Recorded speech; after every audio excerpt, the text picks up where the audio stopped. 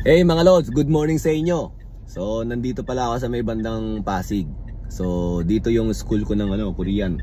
Okay, sa ano ba to? Ano bang pangalan ng building na to? Bramante Piazza Clubhouse sa may Renaissance Tower. Okay, so second floor siya. Actually ano nga yan, sabi ko nga sa inyo, isa nga to sa pinakamurang pag mag-aaral ka ng Korean. So nagulat talaga ako yung sa mga ibang mga kakilala ko is talagang napakamahal. Ito ano lang naman to parang ito every Saturday yata. Pero marami na rin pumapasa dito sa may topic exam. Ano ba yung topic exam? Yung parang parang pinaka-exam para malaman yung proficiency mo in Korean. Ano ba yung TO? Nakalimutan ko yung meaning ng TO Tapos yung pick nga yung proficiency in Korean, parang ganun topic. So doon nalalaman kung anong level ka at kung anong mga trabaho ang pwede sa'yo. Kasi kung talagang magaling ka talaga mag-Korean, mas maraming open na trabaho sa'yo in South Korea. Ako hindi naman trabaho ang habol ko Ang habol ko is makapag-usap kami ng mas maayos ng nanay ko para yung context ng pinag-uusapan namin is mas madali, di ba? Hindi na kami gagamit ng Google Translate. So ito yan, papasok na ako dito. Sa may na to. Sa may building, matik yan. ID, kailangan natin ng ID. Nakatingin na sila kasi hindi nila kilala yung sasakyan. Wala tayong sticker dito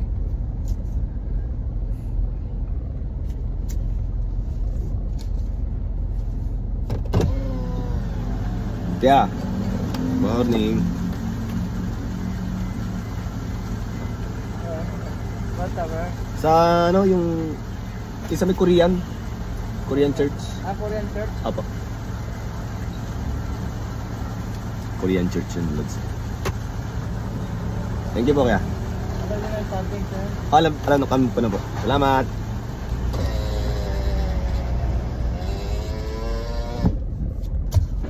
Alam ko na daw ba yung parking? Yes, siyempre alam natin, nakakailang punta na tayo dito Diba? Gusto natin matutong mag-Korean Medyo madilim ba? Gusto natin ilaw. Madilim pa rin.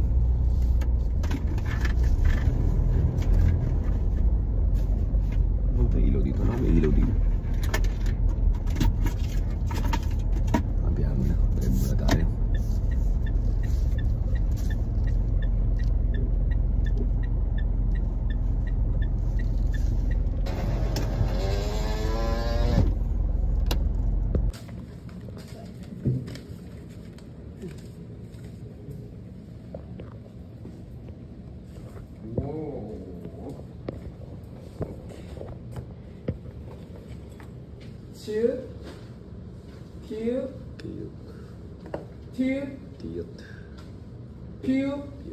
기역, 니은, 디귿, 니을, 미음, 비읍, 시옷, 이음, 지읒, 치읒, 키읔, 티읒, 피읒, 히읗, 히읗. 그리고 여, 오, 요, 우, 플러스 바웰. 리뷰요, 리뷰. 컨소넌트 플러스 바웰. 기분 네임. 한때 C를 붙여요. C. 자, 김하록 씨. 김하록 씨. 산, 옷, 꽃, 꽃, 별, 말, 삼. So mga Lods, katatapos lang nating mag-aral. Actually medyo nakaka-pressure din minsan lalo na pagka alam nilang may lahi kang Korean. So yung iba ine-expect nila na mas madali sa akin. Talagang lagi ko sinasabi na hindi nga kasi nga talagang limot ko na. Pero sa pagsusulat minsan parang may bumabalik na muscle memory sa kamay ko. Habang sinusulat ko, kasi 'di ba, tayo may cursive tayo, 'di ba? Ngayon, sa Korea kasi pag nagmamadali ka magsulat, parang nagbumukha siyang cursive. So, yun yung nangyayari. Napapansin ko na, teka lang. Parang parang kagaya nung sulat ko dati, yun. Yun lang ang mahirap talaga yung yung program sa isip mo. Hindi ko alam kung nandyan ba o nabura lang. Sana nandyan lang tas biglang ma-activate para kahit paano maalala kung paano magsalita. Pero yung mga ibang rules ng pagsusulat at pagbabasa, nagigets ko. Alam ko na nung pa na hindi ko naman gano'n nalimutan. Kagaya ng kunwari, pagka kasi meron kang sinulat dati, ang Korean writing kasi, 'di ba, parang may consonant, tapos may vowel, tapos meron pang consonant sa ilalim yun. Yung consonant sa ilalim, pagka vowels, yung susunod na letra, sa susunod na letra, okay? Parang maki-carry over yun eh. Kunwari, parang bag, O. Bag. So, B-A-G. Tapos yung next na syllables is O. Bag, O. Sa Korea, ang magiging basa nun bago. Maki-carry over yung last consonant do sa next syllables. Bago. Yun, alam ko yun, naalala ko. Kaya parang sabi ko yan, alam ko yan noon pa. Kaya minsan pa nagbabasa ako, na-apply ko yung kahit papano. So, yun lang yung nakakatawa. Pero Lods, dito pala sa may yung sa building nila dito, yung pinuntahan ko dyan, yung parking lot dyan, merong merong parang mali dun sa oras nila. Pagka pumasok ka, kunwari, pumasok ka ng 12:15, sa kanila naka-record yun nang pumasok ka ng alas 12. Hindi, may mali dun sa machine nila eh. Kasi dati napansin ko yan, na for 2 hours kasi pwede kang mag-park dun ng 50 pesos. Alam ko parang 5 minutes to 2 hours pa lang ako, kasi nga alam ko kung anong oras ako dumating. Dinagdagan nila, sabi ko parang mali yung oras niya. So yung tingnan ko, so natandaan ko, teka, 15 minutes 15 minutes tong difference Pero nabayaran ko na, so nakapagbayad na ng 70. Kaya ginawa ko rito nung pagbalik ko, binidyoan ko, pagkuha ko, tapos pinicturean ko na yung difference ng oras. Pero ganun ulit nangyari, mag 2 hours na, malapit na mag 2 hours. So ibig sabihin, kung kukumputin mo sa orasan mo yung yung nakasulat, dapat 70 yung babayaran ko, or parang sobra sa 50, di ba?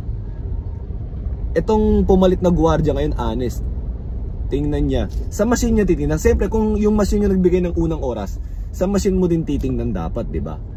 Kasi kung sa machine mas maaga ng 15 minutes, tapos biglang titingnan mo yung oras sa relo mo, siyempre may time difference yun, di ba? Kumbaga, hindi pa dapat ako 2 hours, pero magiging parang 2 hours na ako kasi magkaibang relo yung ginamit mo eh. So, ewan ko kung nagigets niya. Nakakatuwa lang si tatay, honest siya. Kasi, hindi niya ako siningil lang ready na yung evidence ko na, teka lang, wag yung dayain. Alam, malit na halaga lang yun 20 pesos, pero nakakainis lang kasi minsan pag alam mong dinadaya ka. Feeling ko alam nung dating gwardiya ron, yung glitch nun. Kaya minsan ganun ginagawa. Titingnan niya bigla sa relo niya. Sir, kahit sa relo niyo gaganon pa yun eh. But anyways, Lods, nakwento ko lang, naisingit ko lang yun. Natuwa lang ako kay kuya, yung gwardiya niya lang ngayon is honest compared do sa nauna. Hindi ko naman binabanggit yung mga pangalan kung sino sila eh. Diba? Pero yun, kumbaga nababanggit ko lang yung kwento, hindi naman yung mismong tao. At anyways, balik tayo sa Korean. Mga Lods, magandang araw sa inyo. So nandito na ako sa bahay, actually nakapagpahinga na ako. Pero meron kasi nakapagsabi sa akin na mag-aral daw akong kumanta. Minsan pwede ko rin daw simulan sa kanta, kasi baka daw makatulong din daw yun para mas mapabilis yung pag-aaral natin ng Korean. So meron akong naanong kanta rito eh. So ano ba pamagat nito? Flower Way or Flower Road by Sejong. So medyo nagandahan ako rito and medyo meaningful yung kanta. So yun, medyo pag-aralan natin, di ba? Malay natin, di ba?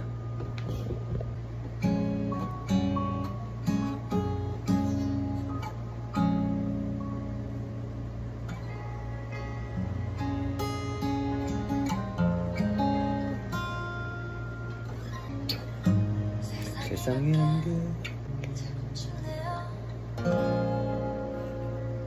당신 솟아오른 때보다 멋진 사랑해 가분한 느낄 다지만 작은 눈을 가려서 teka lang, baka makapiright tayo kasi medyo mahaba na yun. Pero ayun yung pinapag-aralan natin kanta. Okay. So mga Lods, ganun yung nangyari ngayong buong araw. Pero actually, medyo busy yata yung sila pastor o tsaka yung teacher namin kanina kasi sobrang lungkot nila sa Korea. Ang dami kasi nangyari sa Korea, di ba? Yung nagkaroon pa sila ng di ba, batas militar, nagkagulo-gulo yung leader nila doon, yung di ba, yung about politics na ron. Pero hindi naman natin kailangan i-touch yun gaano. Ang point lang is talagang nagkakagulo sila dun. So, ang nangyari, parang naging busy sila, tapos nakalimutan niya na nga nasa magsasabado na pala. Pagkatapos, wala, parang tuloy-tuloy lang, normal na araw lang, and then nung bandang huli. Hindi ko lang paano napasok yung usapan about doon sa may plane, di ba? Sobrang lungkot. Actually, pati nanay ko. Ano nga sila eh, parang meron daw mga show sa Korea na hindi tinuloy dahil sa sobrang lungkot nila. Eh, grabe naman din kasi nangyari talaga, di ba? Actually ako, hindi ko lang pinapalata, pero deep inside, grabe din yung lungkot ko about sa nangyari na yun. Kung yung mga ordinaryong Pilipino nga lang, di ba? What more pa sa akin may connection. Ako na bilang Koreano talaga, di ba? Although, hindi na usapan doon yung nationality, di ba? Bilang tao na lang. So, yun, nakwento ko lang din sa inyo yun kasi hindi pwedeng hindi ko maikwento sa inyo yun kasi wala, kadugtong nila yun eh, sa buhay nila yun, di ba? So, yun, nakwento ko lang sa inyo. But anyways, mga lods, ayun yung nangyari sa akin ngayong araw na to. Ito yung mga update ko sa pagpunta ng nanay ko. Na talagang pinipilit ko matutong mag-Korean kahit na marami akong ginagawa, kahit na busy ako. So, ang update pala sa nanay ko na ano pala siya, na nasugatan. Ewan ko, siguro yung reflexes niya siguro bumabagal na. Eh, pagka kasi malaking restaurant, di ba, mabilisan minsan yung kilos nun. Nahiwa yung daliri niya, tapos nagkaroon ng medyo malalim daw, buti hindi tinamaan yung nerve. Tapos tinahi, kaya nag-antibiotic siya. Kaya kagabi nung nag-usap kami, inaantok na yata siya sa antibiotic na iniinom niya. So, mas maaga siya natulog. So, yun lang mga lods. Well, marami na talagang excited, pati yung nasa school namin, alam din nilang pupunta. So, ibig sabihin, nanonood din sila ng mga vlog natin, di ba? So, abangan nyo lods. Hindi ko alam kung sino magko-cover, kung may magko-cover o wala. Pero kahit wala naman mag-cover, don't worry.